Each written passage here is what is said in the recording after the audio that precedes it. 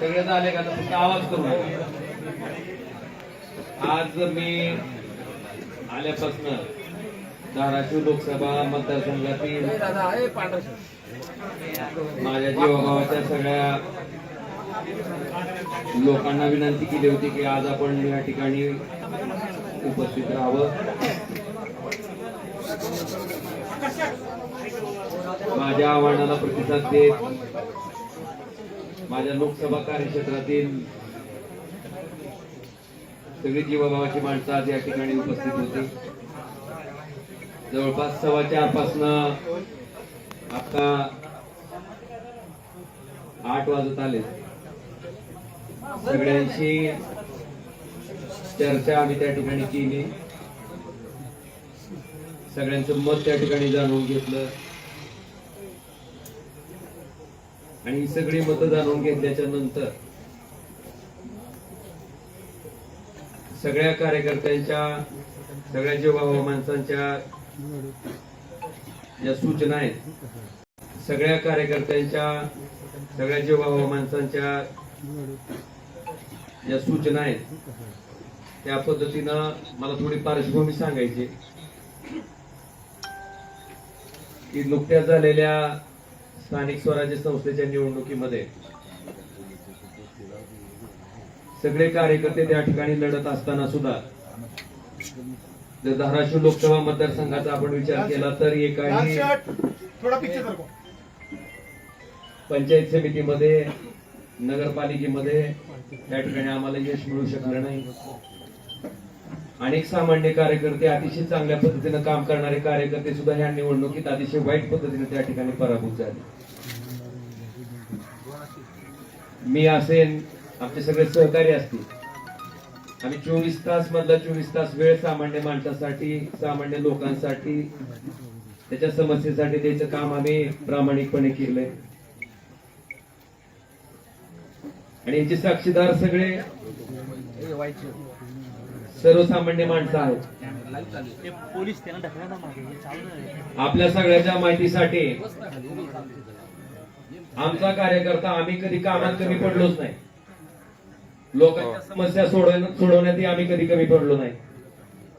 पण दुर्दैवानं सत्तेमुळं त्या ठिकाणी आम्हाला या पराभवाला सामोरं जावं लागलं. मला आपल्याला अतिशय प्रामाणिकपणे सांगायचं की सामान्य माणसाच्या कामासाठी खरं तर इथं आम्ही लोकप्रतिनिधी म्हणून बसलेलो आहे. सामान्य माणसाच्या अक्षरशः ट्रान्सफॉर्मरला सुद्धा त्या ठिकाणी अडचणी येत होत्या. आज सगळ्यांच्या माध्यमातून त्या ठिकाणी मी निर्णय घेतलाय की शिवसेना पक्षात त्या ठिकाणी आम्ही जाणार आहेत.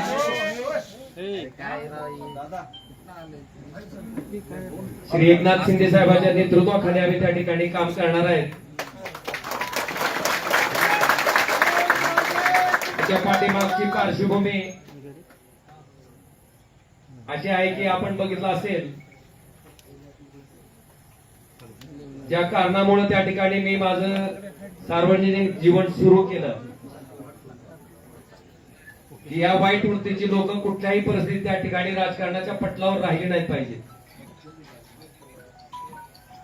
ती भूमिका आजपर्यंत मी त्या ठिकाणी चोखपणे निभावत आलो.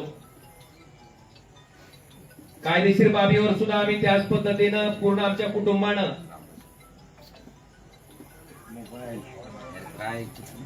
महाराष्ट्र पोलीस जे तपास करत होते, कळंबोली पोलीस स्टेशन जे तपास करत होते, ते दबावाखाली करतंय आणि इथून आम्हाला न्याय मिळू शकत नाही. म्हणून हा तपास सीबीआय कडे वर्ग करावा अशी मागणी, अशी याचिका हायकोर्टात केल्याच्या नंतर या हत्याकांडाचा तपास त्या ठिकाणी सीबीआय कडे वर्ग झाला. 20 वर्ष अविरतपणे न्यायालयीन प्रक्रिया चालली. फार मोठ्या अपेक्षा आमच्या कुटुंबाला त्या निकालात होत्या. मेरिटवर निकाल येईल अशी अपेक्षा होती. पण दुर्दैवानं जो काही निकाल आला ज्याच्यामध्ये सन्माननीय न्यायालय म्हणतंय की राजकीय वैमनस्य होतं तेही मान्य करताय. कुठल्याही हत्याकांडामध्ये उद्देश मोटिव्ह फार महत्वाचा असतो तेही न्यायालय मान्य करते. पण दुर्दैवानं कळंबोली पोलीस स्टेशनच्या तपासाला त्या ठिकाणी बेस करून मला वाटतं ज्या पद्धतीचा निकाल आला तो अतिशय दुर्दैवी होता. आणि अशा पद्धतीनं या निकालाचं दुःख, कारण ज्या दिवशी राजेसाहेब गेले त्या दिवशीचं जे दुःख होतं तशाच पद्धतीचं दुःख आमच्या पूर्ण कुटुंबाला काल सहन करावं लागलं. मला वाटतं ह्याच्यामध्ये एक माणूस त्या ठिकाणी सक्षमपणे आमच्या पाठीशी उभा होता आणि त्यांनाही ते पटलेलं नव्हतं. काल ज्या पद्धतीने निकाल आला त्याच्या बाबतीत सीएम साहेब, देवेंद्रजी फडणवीस, श्री एकनाथ शिंदे साहेब यांच्याशी माझं बोलणं झालं. त्यांनी अमित शहा साहेबांबरोबरही माझं बोलणं करून दिलं. आम्ही त्यांना इतकीच विनंती केली की साहेब आम्हाला कोणाचा फेवर नकोय, पण आम्ही जे संघर्ष मागच्या 20 वर्षापासून करतोय फक्त न्याय मागतोय, तो न्याय आम्हाला मिळवून द्यावा ही आम्ही कळकळीची विनंती त्या ठिकाणी केली. आणि आदरणीय एकनाथ शिंदे साहेबांनी स्वतः समोर येऊन स्टेटमेंट दिलं. आणि सीबीआय त्या ठिकाणी माननीय हायकोर्टात या प्रकरणाबाबतीत अपील दाखल करणार आहे. अपेक्षा इतकीच आहे की या केसच्या मेरिटवर त्या ठिकाणी जो न्याय त्या ठिकाणी डावलला गेला तो आम्हाला न्याय मिळावा. आणि म्हणून या सगळ्या बाबीचा विचार केल्याच्या नंतर आपण जर आमची इथली राजकीय परिस्थिती बघितली असेल, बऱ्याच मंडळींना वाटतंय की आता तुमचा एक पक्ष त्यांचा एक पक्ष. मी अतिशय प्रामाणिकपणे सांगतो की कुठलाही पक्ष असला तर अशा वृत्तीला राजकारणात थांबवण्यासाठी जे काय करावं लागणार आहे त्याच्यासाठी ओमराजे कधीच थांबणार नाही ना मला कोणी रोखू शकत. आज ज्या सत्तेची ताकद घेऊन त्या ठिकाणी आमच्यासारख्या सर्वसामान्य कार्यकर्त्यावर जो अन्याय होतोय, आज गावागावातल्या माणसाला त्या ठिकाणी थांबवलं जात आहे. अनेक लोकोपयोगी कामं आहेत. खासदार म्हणून त्या माणसाला वाटतंय की बाबा खासदारांना आमचा ट्रान्सफॉर्मर द्यावा, खासदारांना आमच्यातलं अमुक काम करावं. आज 7 वर्ष होत आले. त्या माणसाच्या अपेक्षा फार मोठ्या आहेत. मला वाटतंय निश्चितपणे या सगळ्या अपेक्षांना न्याय द्यायचं काम मी निश्चितपणे प्रामाणिकपणे इथून पुढच्या कालखंडामध्ये करत राहीन. आणि आपल्या सगळ्याच्या माहितीसाठी सामान्य माणूस ओमराजेला ओळखते. 2009 पासून ते आजपर्यंत, 2006 पासून ते आजपर्यंत त्या सामान्य माणसासाठी मी काय काम करतो हे सामान्य माणसानं बघितलंय. आणि म्हणून कुठल्या पैशाच्या हव्यासापोटी, कुठल्या पदाच्या हव्यासापोटी जाणारा ओमराजे नाही. जी काय सत्ता घ्यायची किंवा जी काय सत्तेचा वापर करायचा आहे, कारण आपण जर माझ्याकडची फळी बघितली तर माझ्याकडे मोठे प्रस्थापित माणसं कोणीच नाही. माझ्याकडे सामान्य माणसं, समाजातले शेवटच्या घटकातली माणसं त्या ठिकाणी आज माझ्याकडे आशा लावून बघतायत. आणि मी आपल्याला शब्द देतो की या सत्तेचा वापर हा त्या सर्वसामान्य माणसाच्या जीवनात आनंद देण्यासाठी मी प्रामाणिकपणे करत राहीन आणि ताकदीनं करत राहीन.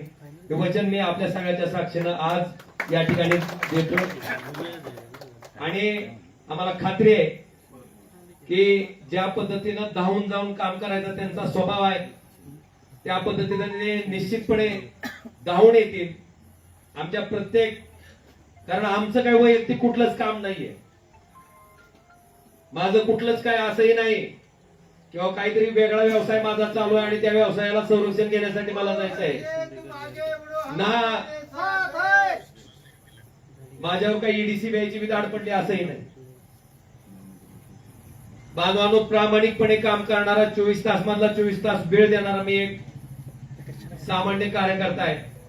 आणि निश्चितपणे त्यांच्या नेतृत्वाखाली आम्ही अतिशय चांगल्या पद्धतीचं काम आपण जर बघितलं असेल तर कृष्णा मराठवाडा सिंचन प्रकल्प जो की कित्येक वर्षापासून त्या ठिकाणी अपूर्ण आहे. आपल्याकडे बॅरेजेसची कामं आहेत जे की आम्ही त्यावेळेस सुरू केले होते, त्याची इस्टिमेट चालू केले होते.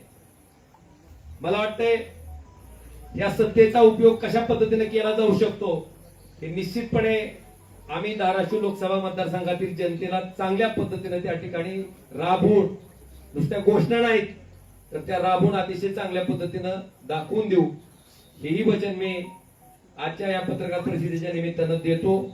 आणि निश्चितपणे आदरणीय उद्धवजी, आदरणीय आदित्यजी, बाळासाहेब यांचा सगळ्यांचा मला प्रचंड स्नेह लाभला, त्यांचे आशीर्वाद लाभले, त्यांचं प्रेम लाभलेलं आहे. मला वाटतंय माझ्या मनात, माझ्या तोंडात कधीही कुणाबद्दलही वाईट शब्द कधी आलेला नाही, येणारही नाही. आणि मी मगाशी आमच्या सगळ्या सैनिकांना सुद्धा सगळ्यांना सांगितलं की एकही शब्द भले कुठल्याही प्रकारची, कशाही प्रकारची कमेंट पुढे न आली तर मला वाटतंय मातोश्री बद्दल आपल्याकडनं एकही शब्द जायला नको, ही मी विनंती सगळ्या आमच्या कार्यकर्त्यांना केलेली आहे. मी त्यांचंही मनापासून आभार व्यक्त करतो. आणि निश्चितपणे माझा पुढचा जो राजकीय प्रवास आहे, हा राजकीय प्रवास सर्वसामान्य माणसाच्या जीवनात आनंदाचे क्षण आणण्यासाठी, त्याला सुखाचे क्षण देण्यासाठी मी कायम स्वरूपी अविरतपणे जसा आधी काम करत आलोय त्याच पद्धतीने अविरतपणे त्यांच्यासाठी काम करत राहीन, हेही वचन देतो. चर्चा केली असं सांगितलं, एकनाथ शिंदे साहेबांनी बोलणं करून दिलं. उद्धव ठाकरेंशी आपली काही चर्चा झाली का, त्यांच्याशी काय बोललात का, किंवा आपण भविष्यात त्यांचे अमित भाई शहांशी आपण चर्चा केली फोनवरून, एकनाथ शिंदे साहेबांनी आपल्याला फोनवरून चर्चा करून दिली असं बोलला. उद्धव ठाकरेंशी काही चर्चा आपली झाली का या संदर्भात, या सगळ्या निर्णयाचा भविष्यात काही होईल का? कुठल्या कशाबद्दल तुमच्या निर्णयाबाबत कहा जातो उद्धव ठाकरेंना आपण मला वाटतंय आता एक लक्षात घ्या, माझी जी काही भूमिका होती, मी ज्या पद्धतीने ठरवलं होतं, ज्या पद्धतीने सांगितलं होतं, त्या पद्धतीने मी आपल्या सगळ्यांच्या समक्ष मांडलेले. आणि माझी आपल्याला इतकीच विनंती आहे की आम्ही काय बोललेलो असेल तर निश्चितपणे तुम्ही त्याची बातमी करा, त्याच्याबद्दल काही दुमत नाही. पण न बोललेल्याही बातम्या त्या ठिकाणी चालवल्या जातात आणि विनाकारण कुणाबद्दलही गैरसमज त्या ठिकाणी निर्माण केले जातात. तर फक्त तेवढ्या गोष्टी घडून येत. आज मला जे काय बोलायचे मी बोललोय. आणि मला एवढं सांगायचं, मी बोलण्यापेक्षा मी जो हा निर्णय घेतलाय, ह्या निर्णयाचं समर्थन माझ्या कामातनं, माझ्या कष्टातनं त्या ठिकाणी लोकांना दाखवून देईन, एवढं मात्र मी तुम्हाला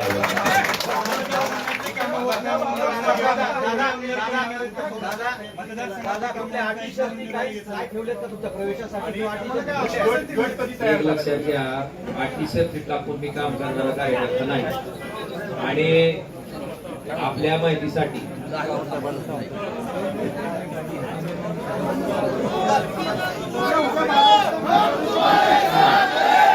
खाली बसा, बस खाली, खाली बस, खाली बस.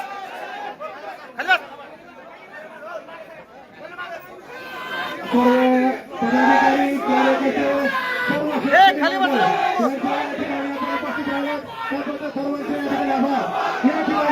महाराष्ट्र राज्याचे माजी आरोग्य मंत्री